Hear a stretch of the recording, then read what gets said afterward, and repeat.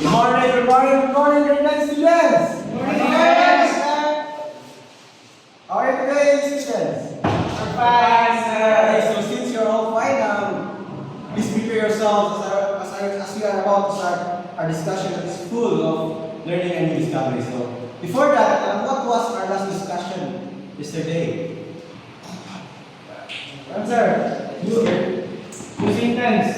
Okay, thank you. What are the different types of tense? Past tense, present tense, and future tense. Now, if I say I play basketball, that present tense, what would be the past tense of that? I play basketball. And what is the future?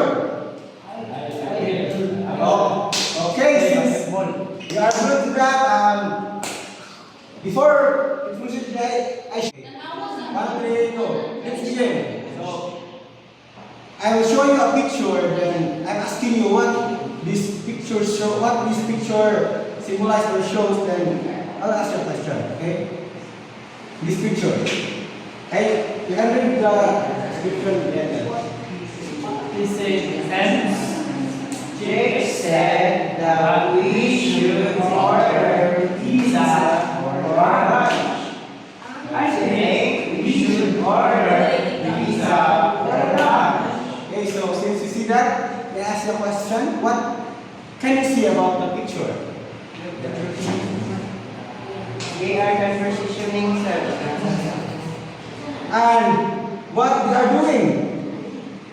Sir, Mr. Alangas, what they are doing? They're having conversation, sir. Okay, thank you. And lastly, when we can apply our conversation? When a conversation, when? When we have our companion. So let's proceed also. Today class, we're going to explore the direct and indirect speech. You learn how to use it correctly and responsibly. So these are the following objectives that you are expected to attain. So can you read class? Objectives. At the end of the lesson, students can demonstrate understanding of direct and indirect speech, change direct speech to English or vice versa, and appreciate the distinction between direct and indirect speech. Our class thank you. So today, this will be our objectives throughout the discussion. So we're going to explore and find this piece of Anglo-American literature. Are you familiar with the literature Romeo and Juliet? Yes, sir. Okay, Romeo and Juliet by William Shakespeare. So I want you to listen carefully because I will ask you a questions after to see what key information you can identify. So pay close attention to the main characters. So as you are about to start to listen and observe. Okay? What's in a name? Even a rose, if recorded by any other name, was last week. It's called a rose. It's a rose. Some things can be changed so easily. Now come inside. Yes, but Romeo is still so beautiful. And brave. And perfect as he is. If only we got his name, I could be his. Fine. Choose a name and I will be baptizing you. Who's there? Alright, playing my class. Learning you to know what. Do you want your phone to be like this? Download this app for free, and you won't need a TV in your.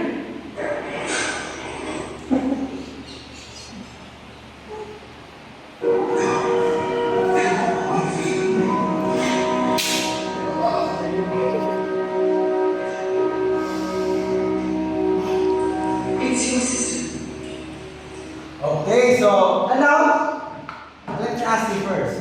Why do you think Juliet is worried about Romeo being found? Again? Why Juliet?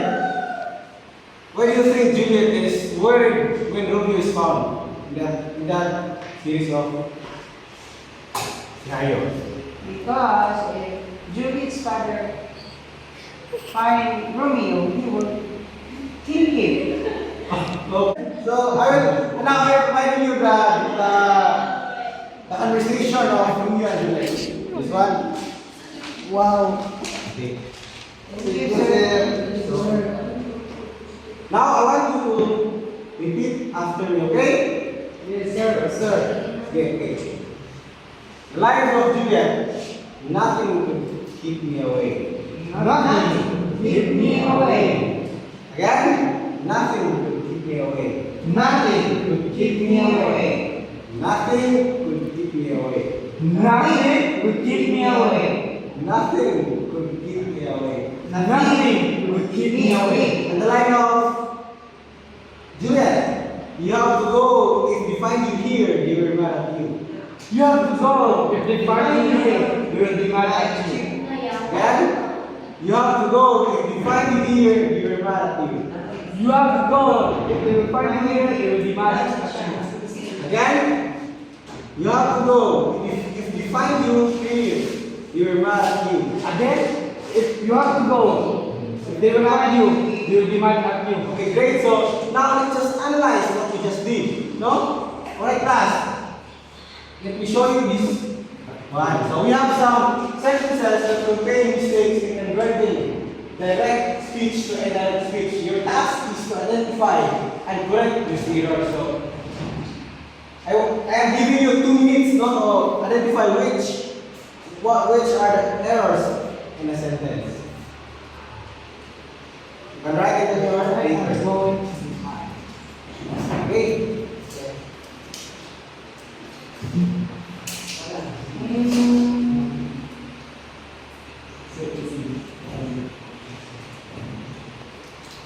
Are you done? Yes, sir. So, who wants to share what we found error in the sentence? Kuya, Vedor.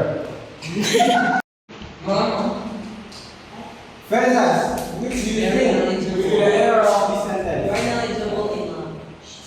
The sentence number 1, sir, the error is in the indirect speech form. In the direct speech, I am going to the park, he said. While in the indirect form is, he said that he is going to. Thank you. Okay. Next, number 2. Good. What do you think will be the error of that? The error, sir, is the word sin. It's supposed to be sin, sir, not sin. Shit! Sin. I'll see. Okay. Thank you. Mr. Malakasan.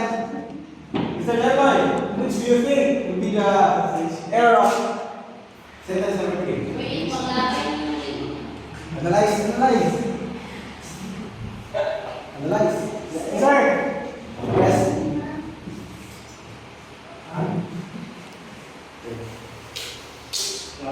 Sir. Yes. Cancer.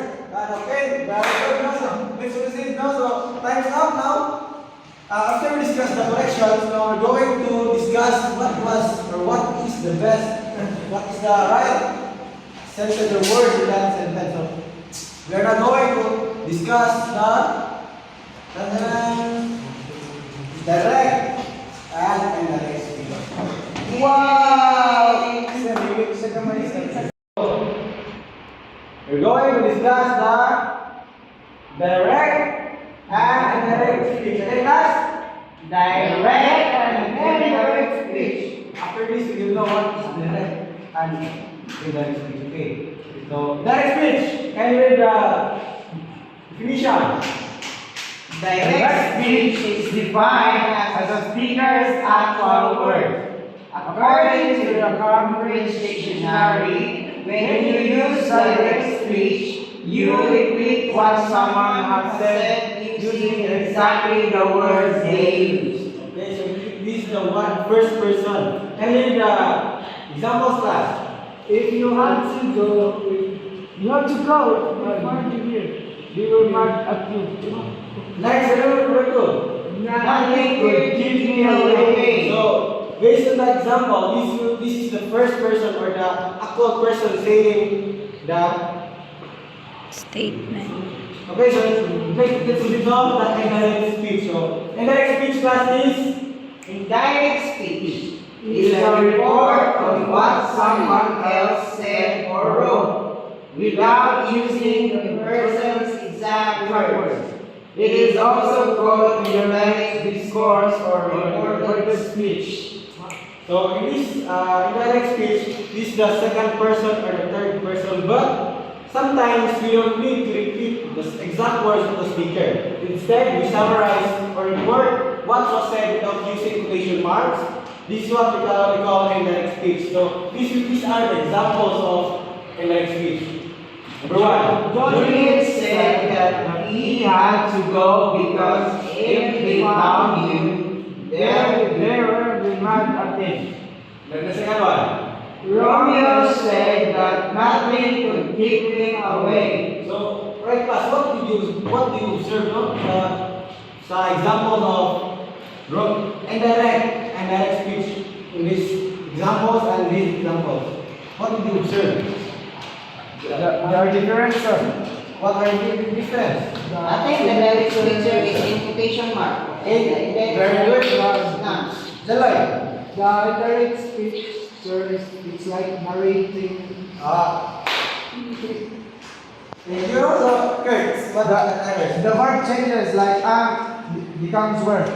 Okay, very good. Also, you're precisely correct. Also, these are the rules of converting between direct and indirect speech. So, if you're able to convert direct and indirect, you will be removing quotation marks, change pronouns. Instead of using I, we use they or them, he, something like that. So, change, invert that. So, instead of using is, we're going to use was.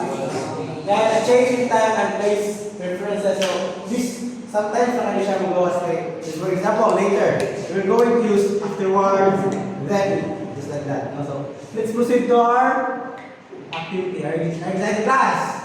Yes, sir. Okay, this activity is called direct and indirect challenge. So what are you going to do is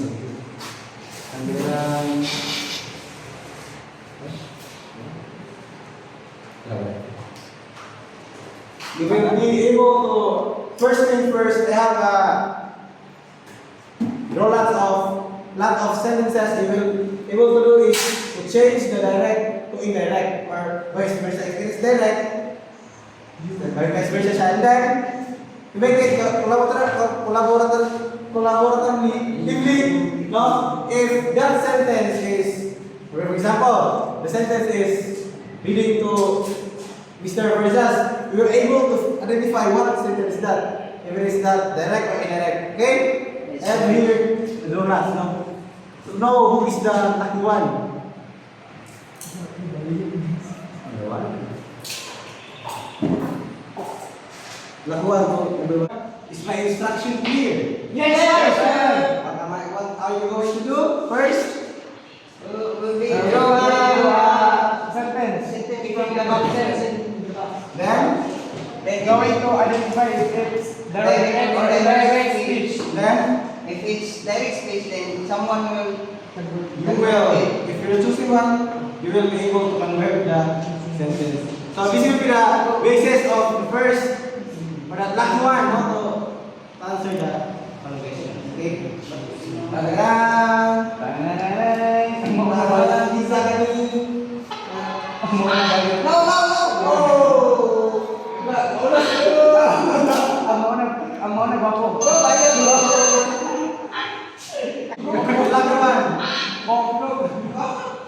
Okay. Draw your, take your, Go. go. She said, I'm going to the store. So, this is, I said, Okay. What are the, for you, what is the question? direct speech, sir. Direct? Yes, sir. You're sure? I'm sure. Yes, sir. Oh, Andy? Answer, Mr. Answer. You answer. It is direct speech, sir. Okay. Andy, convert. She said that she was going to the store. Okay, very good. Oh, wow. So now let's proceed to our second, Ouch. Venn diagram. So in this part, So I will divide you into three groups. Three groups. What I'm going to do is to draw a line, to draw a circle, two circles. At the upper part, we will write the direct speech, and the left side or right side, we will indirect speech. And what I'm going to do is to define direct speech. How can we recognize direct speech and provide some examples of direct speech in the other, opposite to the other. So, for example, meaning niya on how we can recognize direct speech, provide some examples of direct speech, and yun. So, we start. Done. Sir! Ay, basa? Sunod mo. Sige, gani, may mulpit. Guardian class? Yes, sir. So, and now, ngayong time, a wonderful job of creating a concept map. So, wow, fantastic. Of direct and indirect speech, we've seen that direct speech is about capturing the exact words, and while indirect speech is about conveying the meaning in a more summarized way. So, and now, let's proceed to our most exciting part. Wow! Okay, sir. This is what's called role playing. Did you know what is role playing? Yes, sir. You act, this time you act as, we'll be using your ability to act also. But there is a description of this. So you're able to group you into two groups. You're in group one, you're in group Shh! Sige din. you want to be Go! now I'll group you into two groups. You and you will be the group one, and you will be the group two. Individual two. Okay, so what we're going to do is you will be act as you will choose if a teacher or a student,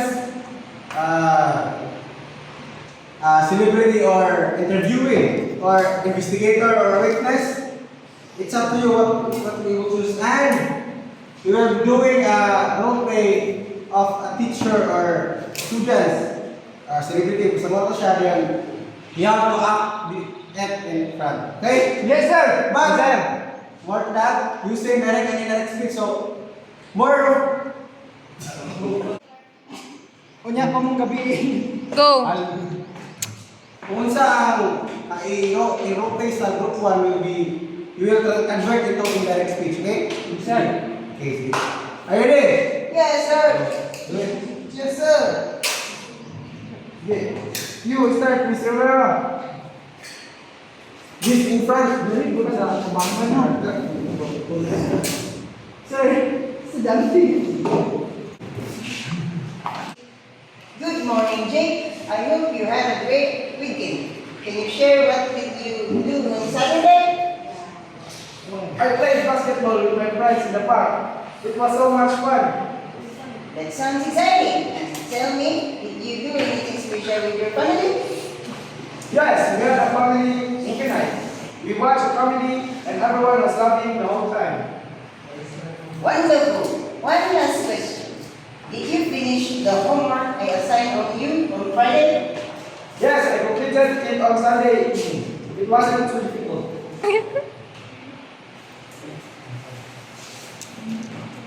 Kupal pa.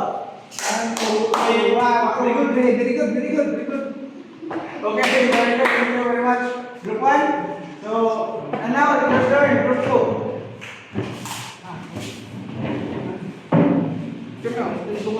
Hello, classmates. I will be representing the group 2. So, based on what they say, Jake told me that he played basketball with his friends in the park on Saturday and had a lot of fun.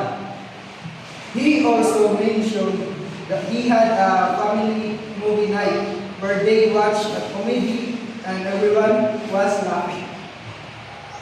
Okay, thank you, Mr. John. Let's give him another kupal clap. 1, 2, 3, 1, 2, 3. Very good, very good, very good. Okay, I think that would be all. Did you learn something last? Yes, sir.